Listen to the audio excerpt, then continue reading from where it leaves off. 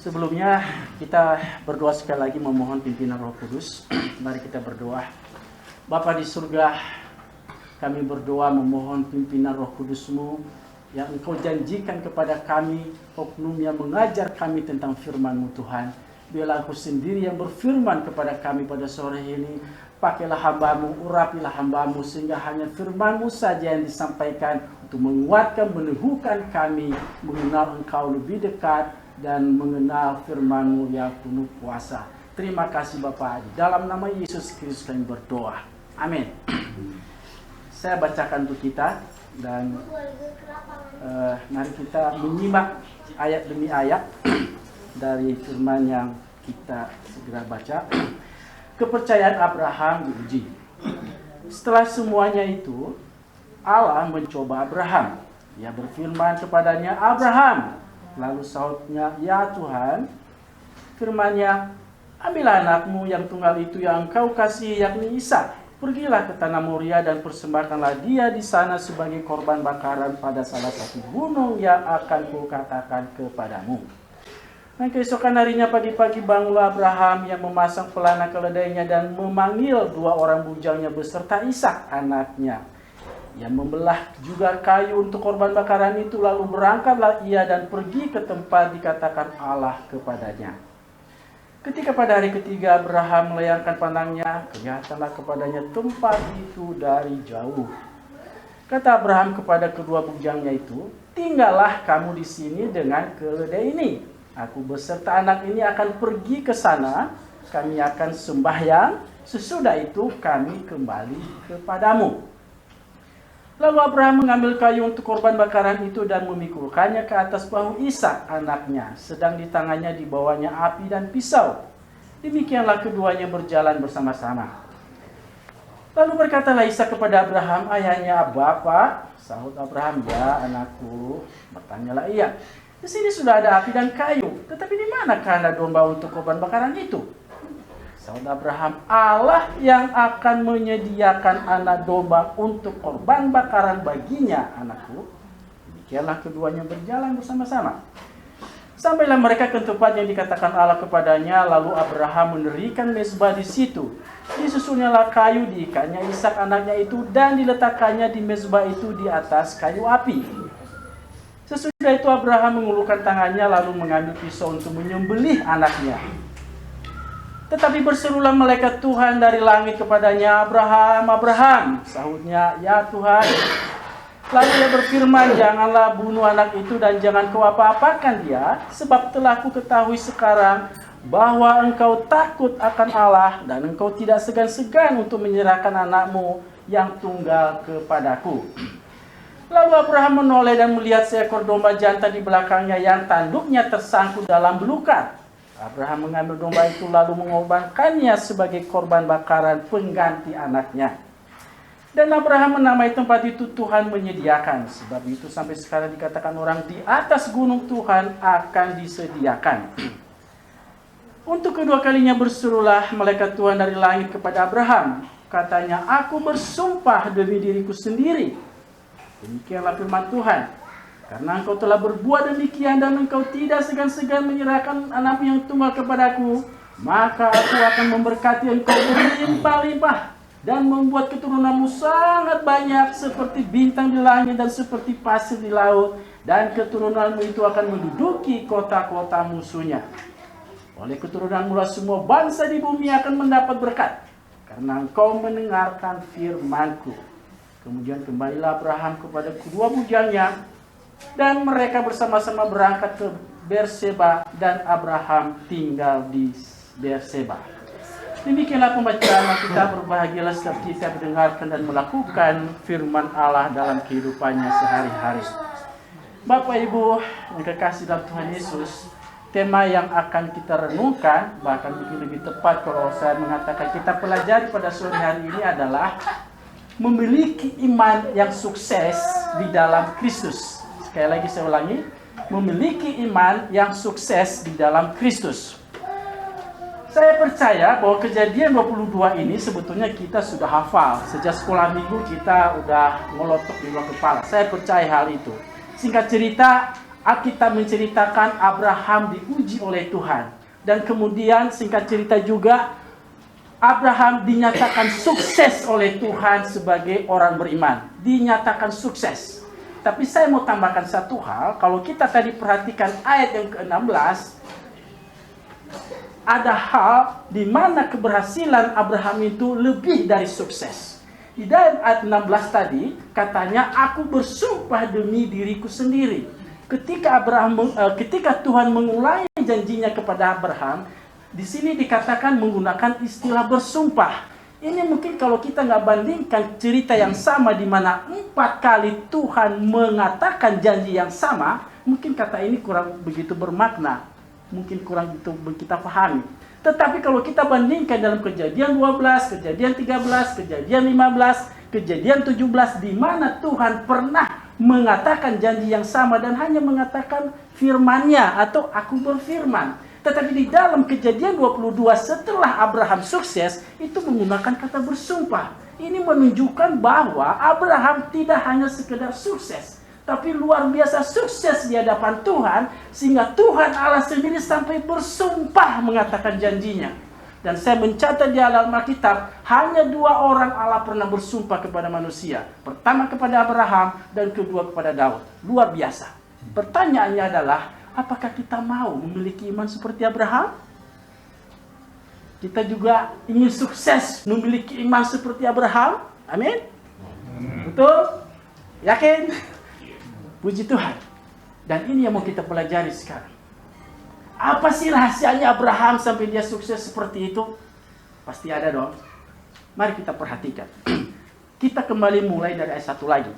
Dan ini memang perlu sedikit konsentrasi karena renungan ini agak berbau analisis. Ayat pertama, perhatikan baik-baik, dimulai dengan kata setelah semuanya itu, Allah mencoba Abraham, berfirman kepadanya, Abraham, lalu sahutnya, ya Tuhan. Lalu firman-Nya, ambillah anakmu yang tunggal itu dan seterusnya, persembahkan dia sebagai korban bakaran dan seterusnya. Bapak Ibu, di sini Bapak Ibu melihat ada masalah? Ada problem? Ada masalah besar? Kalau saya boleh ganti kalimatnya tanpa mengurangi makna, itu kan artinya Allah menyuruh Abraham membunuh anaknya sendiri. Apakah itu bukan masalah besar? Masalah lah. Pertanyaannya adalah, mengapa Abraham sama sekali begitu yakin bahwa yang berfirman itu adalah Tuhan Allah? Padahal pesannya itu membunuh loh. Pernah nggak terpikir hal itu ketika membaca ini sebelumnya? Atau saya balik kalimatnya, kenapa Abraham sama sekali tidak curiga? Barangkali yang berfirman itu bukan Tuhan, karena pesannya membunuh loh. Dia nggak curiga sama sekali. Padahal, nanti bisa baca di rumah, silakan dicatat ayatnya. Kalau kita baca dalam Yohanes pasal 8 ayat 44, itu dengan jelas mengatakan Yesus pernah mengajarkan, sejak awal yang namanya pembunuh itu ya iblis. Dan saya yakin oleh pergaulannya yang begitu intens dengan Tuhan, Abraham tahu bahwa Allah yang dia sembah itu bukan Allah yang pembunuh. Tapi sekali lagi kenapa dia nggak curiga? Langsung melakukan. Jawabannya bagaimana? Perhatikan lagi baik-baik. Dan ini rahasia yang pertama. Kalau saya boleh menyebut dulu rahasia, karena kita mau menyelidiki. Perhatikan ayat yang pertama. Setelah semuanya itu, Allah mencoba Abraham. Setelah semuanya itu. Dengan kata lain Bapak Ibu, rupa-rupanya Allah kita itu kalau mencoba, saya lebih menggunakan kata menguji aja ya. Kalau dia menguji hamba-hambanya, termasuk Abraham dan Anda dan saya, ternyata itu sifatnya tidak sekonyong-konyong tiba-tiba bimsalabim lalu dia menguji. Ternyata Tuhan kita itu nggak begitu. Selalu ada sejarahnya setelah semuanya itu. Jadi ada sejarah sebelumnya sehingga kejadian 22 ini terjadi. Pertanyaannya adalah setelah semuanya itu apa sih? Pasti di situ ada rahasianya. Dan saya mencatat ada 4 rahasia Abraham sehingga dia sukses. Tapi pada sore hari ini mungkin waktu nggak sempat, 2 aja sudah luar biasa saya pikir. Kita perhatikan rahasia yang pertama. Setelah semuanya itu, apakah itu? Saya akan coba secara agak cepat saya akan menyampaikan firman ini yang hanya ini, dan kalau lebih lanjut nanti silakan baca di rumah. Bapak Ibu yang kekasih dalam Tuhan Yesus, kisah tentang Abraham itu dimulai dari Kejadian 12. Sebetulnya 11, tapi 11 itu tokohnya Terah. Oke lah, kita mulai Kejadian 12 saja. Dan kita perhatikan dari Kejadian 12, ayat pertama dimulai dengan berfirmanlah Tuhan. Kata berfirman Tuhan itu diulangi lagi pada ayat yang ke-7. Ini saya percepat aja ya, nanti silakan baca di rumah lebih detail. Artinya, sejak Kejadian 12 sudah ada komunikasi antara Allah dan Abraham. Berfirmanlah Tuhan. Di dalam Kejadian 13 juga saya mencatat berfirmanlah Tuhan di ayat 14. Di dalam pasal 14 memang tidak ada hubungan langsung antara Abraham dengan Tuhan, tetapi di dalam pasal 14 itu ada Melkisedek. Bolehlah kita mengatakan Melkisedek itu mewakili Tuhan dalam berkomunikasi dengan Abraham. Selanjutnya pada pasal 15 itu lebih intensif komunikasi antara Allah dan Abraham. Ayat pertama dikatakan datanglah firman Tuhan. Ayat kedua Abraham menjawab. Ayat ketiga lagi kata Abraham. Ayat keempat datanglah firman Tuhan. Di sini kita melihat ada komunikasi, ada percakapan antara Allah dan Abraham, dan percakapannya itu saya mau menggarisbawahi intensif, saudara-saudara. Ayat ke-7 lanjut, lalu firman Tuhan. Ayat ke-8 kata Abraham, ada percakapan. Ayat yang ke-9 lagi firman Tuhan. Ayat 13 firman Tuhan kepada Abraham. Ada percakapan yang intensif antara Abraham dengan Tuhan.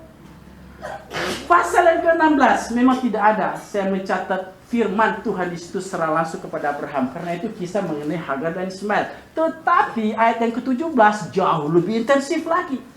Di mana di situ dimulai dengan ayat yang pertama, Tuhan menampakkan diri kepada Abraham. Tuhan menampakkan diri loh. Dan berfirman, luar biasa. Ayat ketiga, berfirmanlah Tuhan. Terus ayat ke-9, berfirman lagi Tuhan. Ayat 15 berfirman Tuhan, terus sampai ayat ke-19, tetapi Allah berfirman, sampai ditutup dengan ayat yang ke-32 di mana dikatakan setelah selesai berfirman kepada Abraham, naiklah Allah meninggalkan Abraham. Artinya memang betul-betul Allah menampakkan diri. Kalau saya pakai istilah sekarang face to face, maybe yes.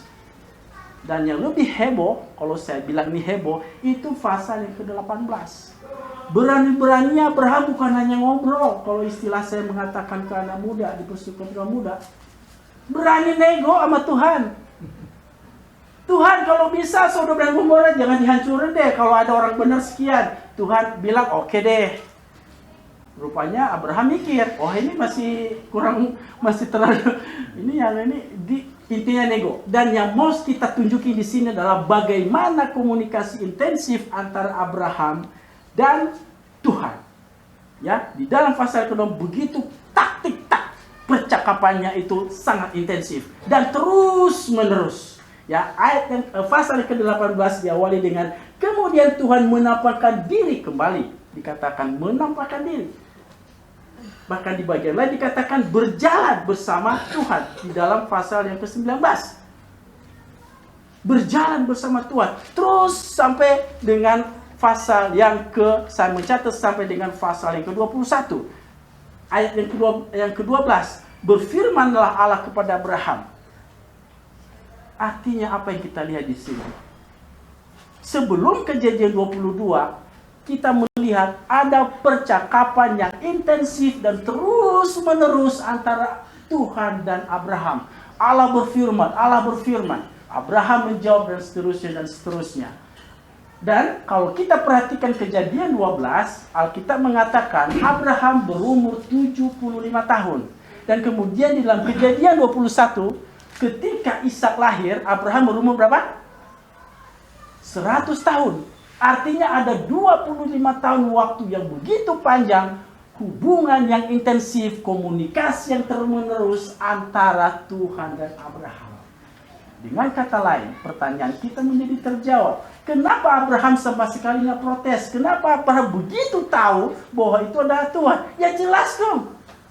Komunikasi selama begitu lama, 25 tahun. hafal suara Tuhan, bahkan dikatakan menampakkan diri. Jadi sangat wajar kalau dia tahu. Dia nggak protes sama sekali, karena dia yakin bahwa itu memang sungguh perintah Tuhan. Pertanyaannya bagi kita berikutnya adalah, apa makna rahasia yang pertama ini bagi kita sekarang ini?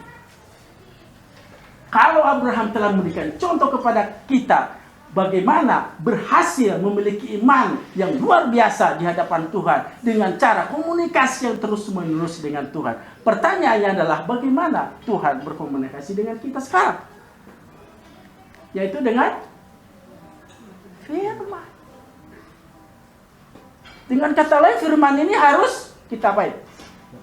Kita baca, kita gauli tiap hari. Itu sebabnya Bapak Ibu Saudara-saudara, Mazmur pasal 1 mengatakan begini, berbahagialah orang yang tidak berjalan menurut nasihat orang fasik, yang tidak berdiri di mana? Yang tidak berdiri menurut. Coba kita lihat Mazmur pasal 1 deh. Kita melihat langsung aja sekalian. Mazmur pasal 1. Kayaknya rada-rada, ya, saya bacakan deh. Berbahagialah orang yang tidak berjalan menurut nasihat orang fasik, yang tidak berdiri di jalan orang berdosa, dan yang tidak duduk dalam kumpulan. Nah, coba lihat ayat 2-nya. Tetapi yang kesukaannya adalah Taurat Tuhan. Itu yang sudah dipraktikkan oleh Abraham. Kesukaannya itu senang bersama Tuhan, senang berkomunikasi dengan Tuhan. Itu sebabnya di bulan lalu ketika Ama mengatakan bahwa dasar punguan sada lungun sadalas niroha ini adalah firman Tuhan, saya bilang kita sudah di dalam track yang benar. Itu mestinya seperti itu. Dasarnya adalah firman Tuhan. Kesukaan kita adalah Taurat Tuhan. Jadi saya membayangkan mestinya persekutuan ini adalah bukan sekedar persekutuan, tapi ada satu kerinduan sama firman Tuhan untuk mendengar, ada kehausan terhadap firman Tuhan. Kita di dalam track yang benar. Kesukaannya adalah Taurat Tuhan, dan kemudian dilanjutkan dengan yang merenungkan Taurat itu siang dan itu sudah dilakukan oleh Abraham. Pantas Abraham sukses. Dia tahu rahasianya. Tahu maunya Tuhan. Hatinya Tuhan itu dia tahu. Kenapa? Merenungkan firman Allah siang dan malam. Merenungkan Taurat itu siang dan malam. Apa benar demikian? Kita lanjutkan ayat ketiga untuk melihatnya. Apakah benar demikian? Ayat ketiga dikatakan bagaimana? Ia seperti pohon yang ditanam di tepi aliran air. Maknanya apa? Diberkati, di bumi diberkati, di surga diberkati. Oh, hidup diberkati. Dan Abraham memang kaya raya. Dan lebih heboh lagi kalau saya bilang heboh Bapak Ibu, coba perhatikan ayat berikutnya. Yang menghasilkan buahnya pada musimnya dan yang tidak layu daunnya. Coba nanti kita tanya sama Profesor Dr. Insinyur Pertanian, ada pohon yang daunnya nggak pernah layu nggak? Coba kita ingin tahu jawabannya apa. Pasti jawabannya nggak ada, bukan? Tapi Alkitab mengatakan ada pohon yang tidak pernah layu daunnya. Nah loh, gimana mengerti ini secara logika? Nggak bisa Bapak Ibu. Ini harus dimengerti dengan iman di dalam Tuhan Yesus. Bahwa orang yang kesukaannya Taurat Tuhan dan merenungkan firman itu tidak siang dan malam. Bahkan Abraham memberikan contoh kepada kita, 25 tahun dia bergaul dengan Tuhan dan akhirnya dia menang di dalam iman, di dalam Kristus. Dan terakhir, bagian yang ketiga itu, dan ini yang mau saya tekankan kepada kita, dikatakan di sini, apa saja yang diperbuatnya berhasil. Baru rahasia pertama saja kita udah tahu, Abraham itu ya pantas untuk berhasil.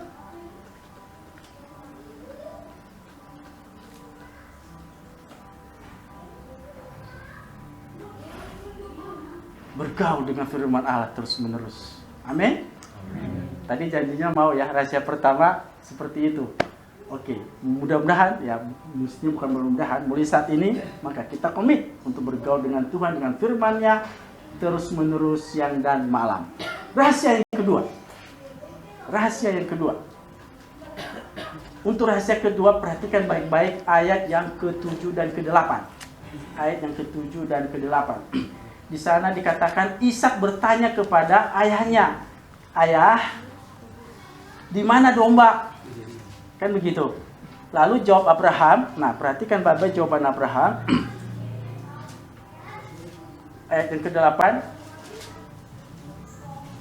Oh, sorry. 22 tadi ya. 22, maaf.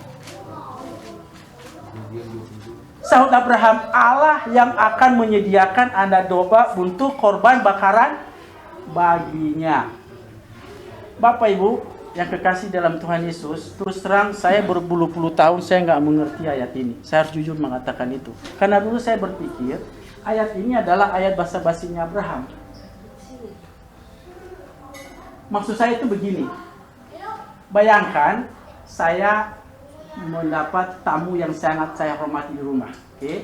Dan ini gambaran aja. Bayangkan saya punya anak umur 7 tahun dan skenarionya dia punya ayam warna hitam. Saya lagi ngobrol kepada tamu yang sangat saya hormati, anak ini tiba-tiba datang. Pi, itu ayamnya warna merah ya? Kemungkinan 95% jawaban saya pasti saya bilang iya, walaupun ayam itu hitam. Karena yang penting kau udah kesana deh. Macam-macam ini lagi ini tamu terhormat, sangat terhormat ini. Dulu saya berpikir ayat itu seperti itu. Kenapa saya berpikir seperti itu? Pertanyaan saya begini Bapak Ibu. Andaikan benar kata Abraham seperti itu bahwa Allah pasti menyediakan. Pertanyaannya adalah dari mana Abraham punya iman seperti itu? Dasarnya apa? Iman itu sudah dasarnya loh. Bukan iman sembarang beriman, bimsalabim dalam Tuhan Yesus saya menyeberangi laut. Iya tenggelam. Bukan begitu beriman. Iman itu sudah dasarnya. Dan itu saya nggak temukan selama berpuluh-puluh tahun. Di mana dasarnya Abraham saya punya iman seperti ini. Sehebat luar biasa ini. Sampai dia yakin bahwa Tuhan pasti menyediakan. Dan Bapak Ibu perhatikan ayat yang kelima. Sebetulnya dia 2 kali mengatakan itu. Yang pertama kepada hambanya. Dan yang kedua baru kepada anaknya. Coba perhatikan ayat kelima bagian yang terakhir. Kami akan sembahyang dan sesudah itu kami kembali. Dia begitu yakin mereka akan kembali. Pertanyaannya apa sih dasarnya? Kok begitu luar biasa iman ini? Dan ini rahasianya yang kedua. Mari kita perhatikan baik-baik. Kalau di dalam hukum dikenal istilah 2 alat bukti, saya menemukan di sini minimal 2 fakta iman Abraham. Yang pertama adalah di dalam Kejadian 12. Kisah di dalam Kejadian 12 di mana Abraham ke Mesir dimulai dari ayat yang ke-10. Saya tidak akan baca ayatnya. Saya menceritakan saja. Singkat cerita, ketika Abraham ke Mesir, dia mengalami musibah. Musibahnya adalah istrinya diambil orang. Mending diambil orang sembarangan. Ini nggak tanggung-tanggung. Yang ngambil istrinya adalah Firaun. Kalau saya bilang, kalau Alkitab memang menggunakan kata diambil. Kalau saya bilang ini diciduk. Diciduk kalau ini, diciduk paksa gitu loh. Bayangkan seorang suami, istrinya diambil orang. Dan kalau kita pelajari kejadian daripada 12, ternyata itu bukan 1-2 hari loh diciduknya loh. Itu berbulan-bulan. Bayangkan seorang suami, istrinya diambil, gimana rasanya gitu loh. Coba bapak-bapak di sini gimana? Apa itu bukan musibah? Bahkan lebih dari musibah. Tapi yang mau kita tekankan di sini adalah bagaimana hal ini diatasi. Ayat yang ke-17 menjawab demikian. Tetapi Tuhan menimpakan tulah yang hebat kepada Firaun, demikianlah juga kepada seisi rumahnya karena Sarai istri Abraham itu. Artinya adalah Tuhanlah yang bertindak menyelesaikan masalah Abraham. Tuhanlah yang memberikan solusi kepada Abraham atas masalah yang dia hadapi. Abraham gak bisa apa-apa. Masa Firaun mau dilawan? Tuhan yang memberikan solusi. Tuhan yang menyediakan solusi bagi Abraham. Abraham tinggal diam saja.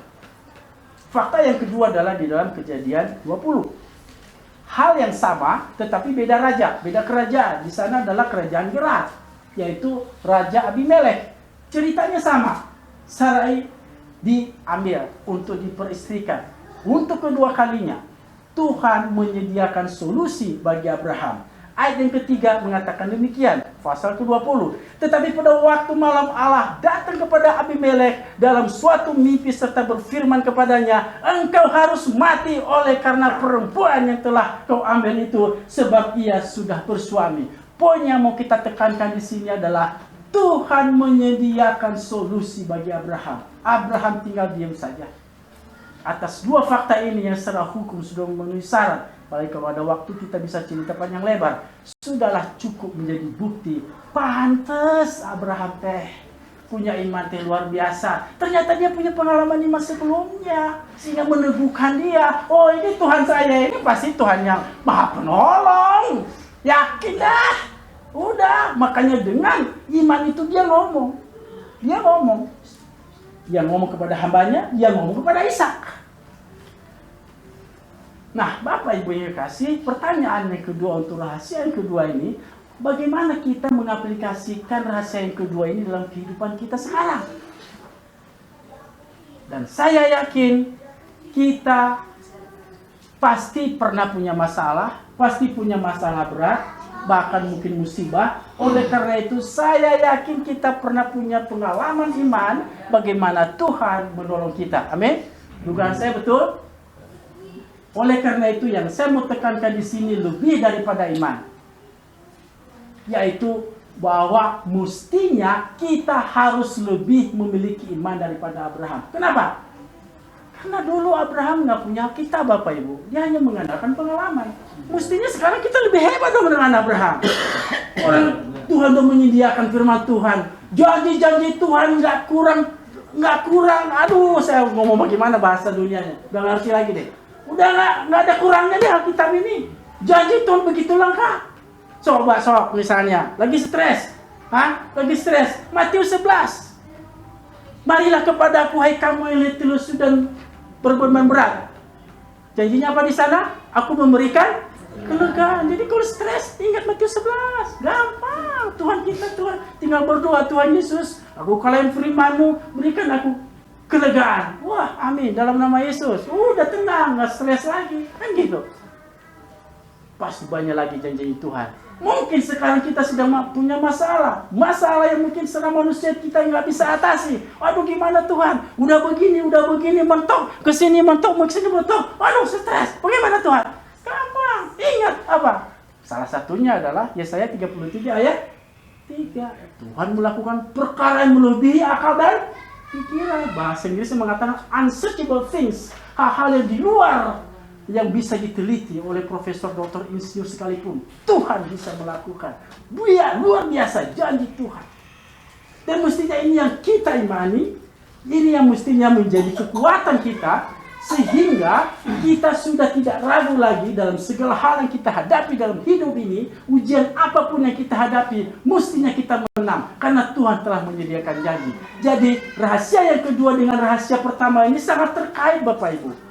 Ketika tadi bagian pertama saya mengatakan harus bergaul dengan firman Allah, artinya bukan hanya sekedar dibaca, direnungkan, dilihat mana janji Tuhan ini. Habis itu apa? Jadi imani, dipercaya. Lalu udah pasti terjadi setelah diimani. Nah, ini yang terakhir yang saya mau katakan. Dan ini mungkin hal yang baru bagi Bapak Ibu. Tolong perhatikan baik-baik, disimak baik-baik. Dan ini saya bikin perbandingan ya, kejadian 22 dengan kejadian 15. Di dalam ini agak loncat dikit, tapi nanti akan nyambung di ceritanya. Di dalam kejadian 15 sebetulnya ada sesuatu statement yang menarik tentang Abraham di sana. Di dalam kejadian 15, yaitu pada ayat yang saya mulai dari ayat yang kelima. Lalu Tuhan membawa Abraham keluar berfirman, coba lihat ke langit, hitunglah bintang-bintang, jika engkau dapat menghitungnya. Maka firman-Nya kepadanya, demikianlah banyaknya nanti keturunanmu. Perhatikan yang ke-6. Lalu percayalah Abraham kepada Tuhan, maka Tuhan memperhitungkan hal itu kepadanya sebagai kebenaran. Keren ya enggak tuh? Keren. Tapi apakah sudah terjadi sesuatu di pasal 15 terhadap Abraham? Belum. Terjadinya di kejadian 22. Kenapa bisa begitu? Nah, di sini rahasianya. Bapak Ibu, di dalam Kejadian 22 tadi pasal yang ke-8, ayat yang ke-8 dan ayat yang ke-5, itu jelas Abraham mengungkapkan apa yang dia imani. Sekali lagi saya ulangi, Abraham di Kejadian 22 bukan hanya lagi percaya sebagaimana diungkapkan di Kejadian 15, tapi percayanya itu dia ungkapkan, dia katakan. Istilah lainnya, dia deklarasikan imannya itu. Nah, saya nggak tahu ini masih bisa kelihatan nggak? Nah, saya tahu ini agak sedikit membingungkan, tapi jawabannya ada di dalam Roma 10 ayat 9 dan 10. Apa yang saya maksud? Kenapa iman percaya kita terhadap janji-janji Tuhan itu jangan hanya percaya saja sebagai dikatakan di dalam Kejadian 15, tetapi juga harus diungkapkan. Sehingga terjadilah sesuatu yang akhirnya Tuhan mengatakan Abraham sukses sebagai bapa orang beriman.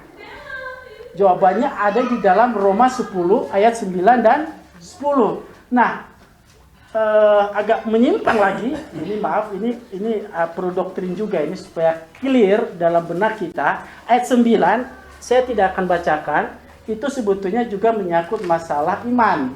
Tapi iman di situ adalah iman terhadap Tuhan Yesus. Ini Bapak Ibu harus kita bedakan ini.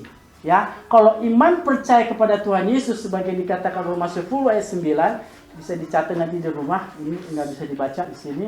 Itu sebetulnya iman percaya kepada Yesus sebagai Tuhan dan Juru Selamat. Alkitab mengatakan iman itu adalah iman anugerah.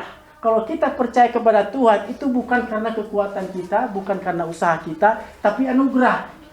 Tetapi iman yang dimaksud di dalam Kejadian 22 adalah iman percaya pada janji-janji Tuhan. Itu yang dimaksud dengan di dalam ayat yang ke-10. Perhatikan baik-baik, saya bacakan untuk kita. Karena dengan hati orang percaya dan dibenarkan. Sampai di situ dulu. Kalau hanya sampai di situ kita baca, itu berarti Kejadian 15 yang saya baca tadi itu benar. Bahwa Allah memperhitungkan kepada Abraham apa yang dia percaya sebagai sebuah kebenaran.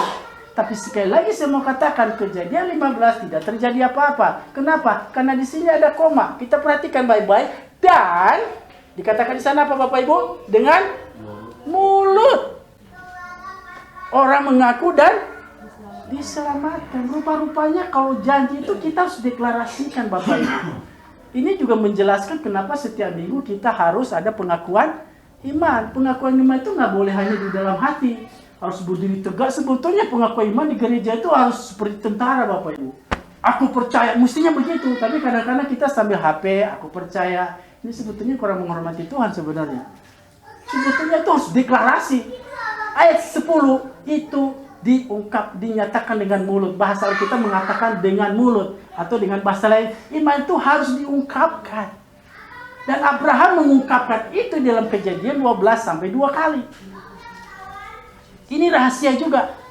Dan dengan penjelasan Alkitab ini, saya berharap kita semua menjadi mengerti mengapa di dalam banyak kesempatan Tuhan Yesus selalu menuntut orang tersebut mengungkapkan imannya, sehingga kemudian Yesus mengatakan, jadilah padamu sesuai dengan yang kamu imani. Itu banyak contoh sebetulnya. Saya nggak tahu ini udah berapa menit saya ngomong. Masih bisa kita lanjutkan? Udah 33 menit. Saya berikan 2-3 contoh mengenai hal ini supaya benar-benar kita clear. Contoh misalnya di dalam Yohanes pasal 2 tentang perkawinan di Kana. Apa tentang cerita itu? Air menjadi anggur. Perhatikan di sana percakapan antara Tuhan Yesus dan Maria yang notabene adalah ibunya. Di mana di sana diceritakan Maria berkata kepada Tuhan Yesus, katanya kepadanya, ketika mereka berkekurangan, Ibu Yesus berkata kepadanya, mereka kehabisan anggur. Maria itu ngomongnya begitu aja. Mereka kehabisan anggur. Tapi perhatikan jawaban Tuhan Yesus. Yang kedua. Tetap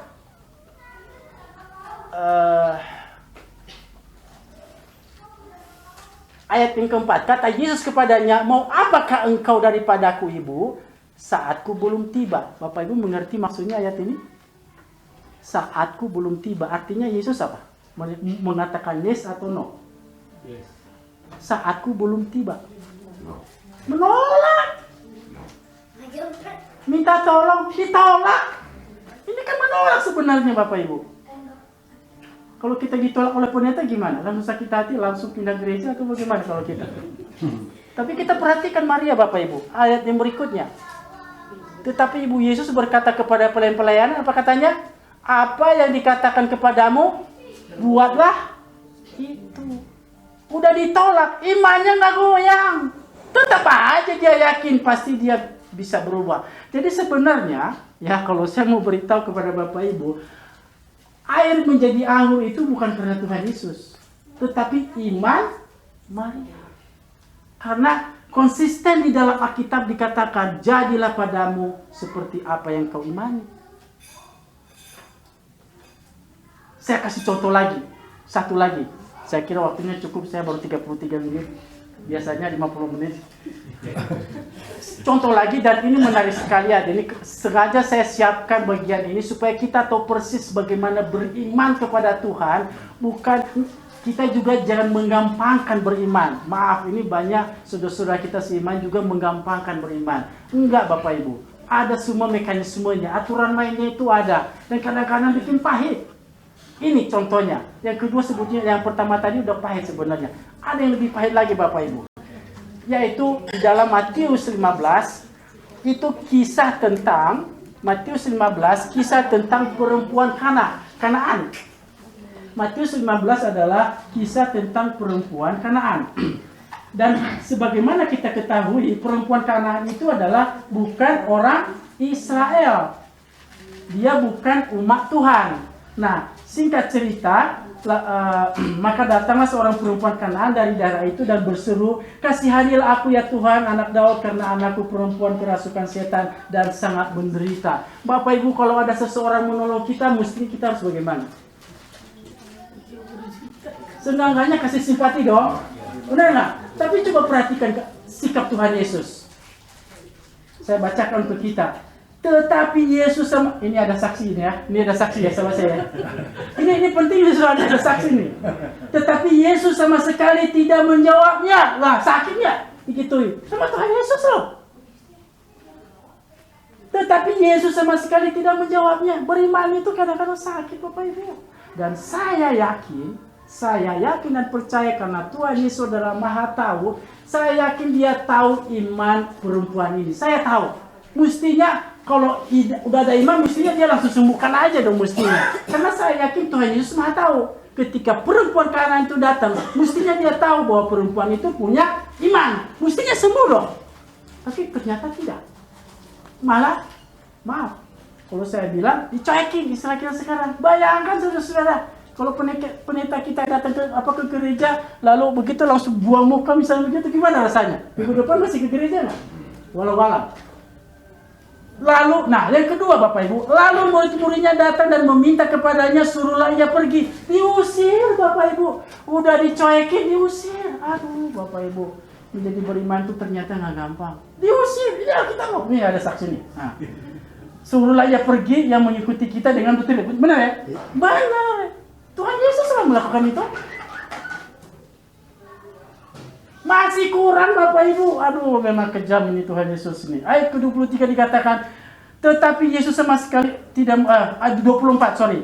Jawab Yesus, kami terus berteriak. Yang ketiga, jawab Yesus, aku diutus hanya kepada domba-domba yang hilang dari umat Israel. Ingat, ibu tadi adalah perempuan Kanaan, bukan orang Israel. Itu bahasa penolakan atau menerima? Penolakan Bapak Ibu. Aduh sakit. Saya pikir saya sebagai orang biasa belum bertobat digituin. Udahlah dasar lo. Udah minta tolong malah digituin. Oh tonjok gitu ya kali ya. Untung udah bertobat sih sekarang. Okay. Aku diutus hanya kepada domba-domba ini. Tolong Bapak Ibu. Tapi memang dasar orang ini punya iman luar biasa. Jawabannya begini. Tetapi perempuan itu mendekat dan menyembah dia sambil berkata, Tuhan, tolonglah aku. Wah, mungkin berkali-kali dia ngomong seperti itu, saya nggak tahu lah. Tapi itulah kata Alkitab. Apakah Tuhan langsung, oh ya bagus? Enggak. Ada yang keempat, lebih sakit lagi ini Bapak Ibu. Pasti Bapak Ibu kaget nih, walaupun pernah baca ayat ini. Tetapi Yesus menjawab, tidak patut mengambil roti yang disediakan bagi anak-anak dan melemparkannya kepada anjing. Dengan kata lain, perempuan ini disebut anjing. Jangan ragu-ragu, memang seperti itu ayatnya. Pernah nggak kita disebut anjing oleh hamba Tuhan? Dan kalau itu terjadi, kita terima. Kalau kita terima, berarti kita sama dengan perempuan ini. Kalau kita menolak dan marah, berarti kita gagal sebagai Abraham yang sukses sebagai orang beriman. Haleluya. Kita perhatikan Bapak Ibu. Memang dasar ini perempuan luar biasa imannya. Perhatikan jawabannya Bapak Ibu. Kata perempuan itu, benar Tuhan. Namun anjing itu makan remah-remah yang jatuh dari meja tuannya. Kayak Ahok. Dibilang anjing, benar saya anjing. Anjing warga DKI Jakarta menjaga uang DKI, benar. Waduh, ini luar biasa ini. Ternyata zaman dulu ada juga yang mengatakan yang sama dengan Ahok. Benar saya anjing. Tapi ingat, anjing itu kan makan dari remah-remah meja tuannya. Ngerti ayatnya masih ini, saya nggak perlu jelaskan lagi ya maksudnya. Artinya begitu dia merendahkan diri di hadapan Allah. Merendahkan diri di hadapan Allah. Betul Tuhan saya anjing. Anjing-anjing begini juga masih layak Tuhan. Rempah-rempah juga masih bisa dong Tuhan. Gimana sih? Bayangkan dia merendahkan demikian rupa di hadapan Tuhan. Dan rupanya pernyataan ini penting diungkapkan. Sekalipun Tuhan sudah tahu bahwa sebenarnya memang dia punya iman seperti itu. Tapi bahwa itu harus diungkapkan. Rupa-rupanya itu yang Tuhan tuntut. Dan kita lihat kemudian yang terakhir. Maka jawab Yesus, hai ibu, besar imanmu. Luar biasa. Dan dua contoh ini banyak lagi yang senada dengan ini Bapak Ibu. Betapa kita memang dituntut beriman seringkali dengan hal yang menyakitkan dan juga tidak secara etika. Kalau kita bicara etika sosial sangat tidak pantas bicara seperti itu. Tapi faktanya demikian. Tapi rupa-rupanya semata-mata hanya menguji iman kita. Hanya semata-mata Tuhan mau menguji iman kita. Betulkah kita apa yang ada di dalam hati kita tentang janji-janji Tuhan itu sungguh Tuhan nyatakan kepada kita? Kalau misalnya kita sudah berdoa 1-2 kali kepada Tuhan, mungkin Tuhan belum menjawab. Pertanyaannya apakah masih tetap kita beriman, mengimani firman itu, sehingga sungguh-sungguh terjadi dalam kehidupan kita. Semudah itu sebetulnya. Dari sisi Tuhan. Dan kalau kita melakukan ini, kesimpulannya adalah, kalau kita terus-menerus hidup bergaul dengan firman Tuhan, membaca firman Tuhan, merenungkan firman Tuhan, mengetahui janji-janji Tuhan, bahkan kalau perlu menghafal janji-janji Tuhan. Menghafal janji-janji Tuhan supaya ketika ada masalah kita langsung ingat. Dan kemudian kita terus berdoa dengan mengungkapkan keyakinan kita kepada Tuhan dengan deklarasi, dengan doa. Maka firman Tuhan mengatakan, imanmu yang menyembuhkan engkau. Itu sebabnya Bapak Ibu, misalnya contoh yang sering kita lakukan adalah ketika ada saudara kita yang sakit. Kita kan berdoa. Tapi maaf, doa bagaimana doa itu menjadi sesuatu yang nyata? Kalau berdasarkan pelajaran tadi, mestinya doa yang berdasarkan janji-janji Tuhan. Pertanyaannya adalah janji Tuhan itu yang mana tentang kesembuhan di dalam Alkitab? Kan begitu. Karena saya mempersiapkan firman ini, ya saya harus hafal ya. Yakobus 5 ayat 15, di mana dikatakan di sana, doa orang benar jika dengan yakin didoakan besar kuasanya. Terus ada lagi dikatakan kalau didoakan dengan iman, ya kan, maka akan menyembuhkan orang tersebut.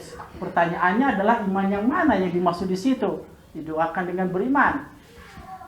Nah, itu kita bisa reverse ke 1 Petrus 2:24 misalnya, di mana dikatakan bilur-bilur Tuhan Yesus menyembuhkan. Itu sebabnya kalau kita mendoakan orang sakit, mereverse dengan janji-janji Tuhan.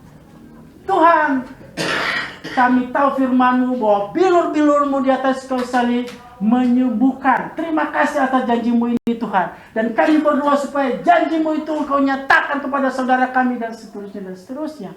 Itu janji, itu doa yang penuh kuasa.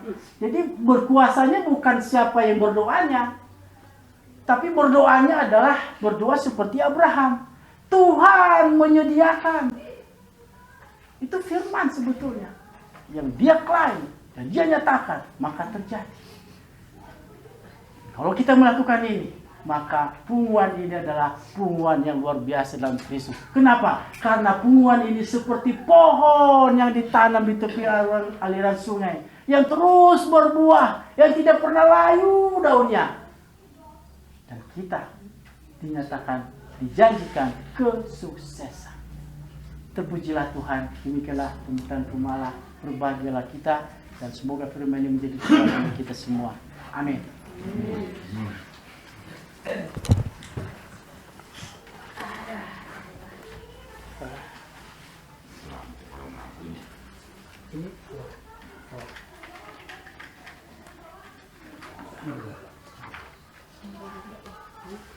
Kita akan persembahan ya.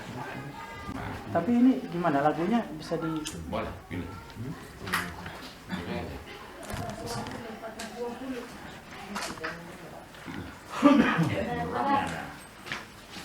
Nomor berapa?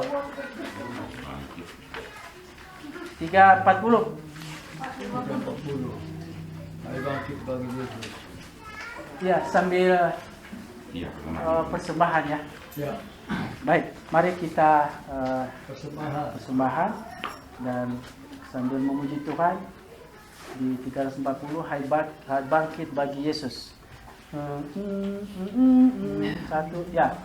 Hai bangkit bagi Yesus pada salibnya, anugerah padilaga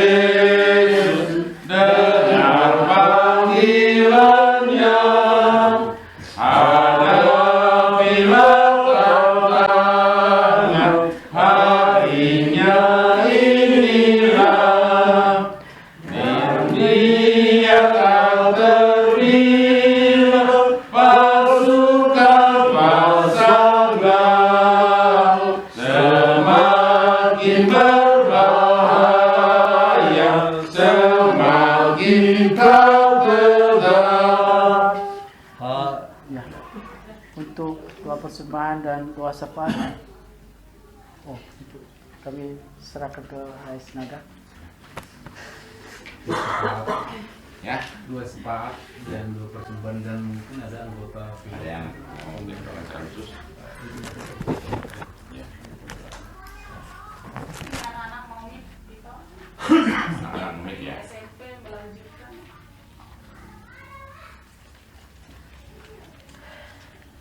Semester itu ya.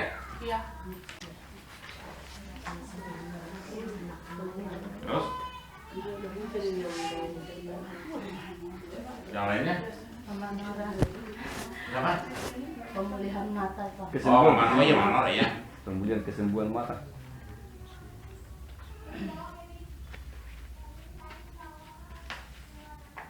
Ya, orang tua lagi, Pak. Mama itu yang dalam hari tuanya. Tuan rumah ulang tahun. Iya tuh. Oh, iya.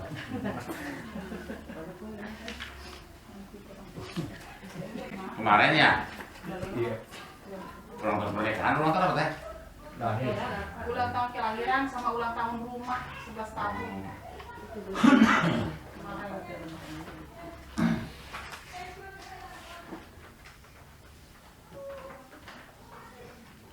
tanggal berapa ya? 12 ya? Iya. Ulang tahun berapa lah ya? Buat saya, Le. 11 kayaknya. 17 tahun. Ah, buku di menawarkan juga lah ya. Iya, masa kan? Ibu udah lagi Wan. Ibu nanti salah dengan ibu. Oh, berapa tahun lah ibu kita teh? 17 tahun. Jalan-jalan. Ya, tambah lagi 17 gitu. Ini si Rahel nih lagi demam. Si Rahel Maria.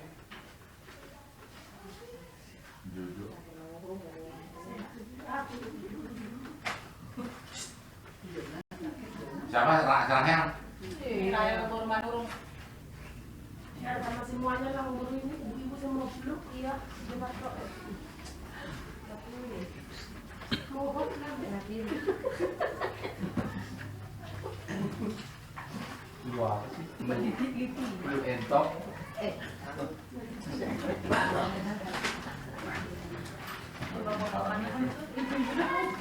Ada lagi? Ada lagi?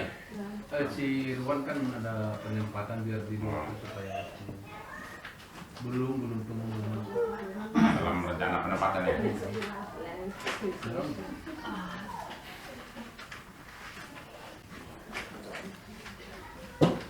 Sesuai dengan kehendak Tuhan. Mempersiapkan yang terbaik lah. Baik. Yang dulu siapa? Ibu ya.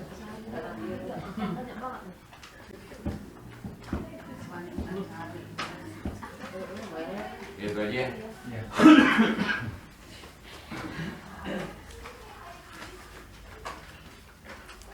Mari kita bersatu hati, kita pusatkan hati pikiran kita kepada Tuhan. Mari kita berdoa. Segala puji dan syukur kami panjatkan kehadirat-Mu Tuhan, Allah yang bertahta di kerajaan sorga, Tuhan yang memelihara, Tuhan yang mengajari,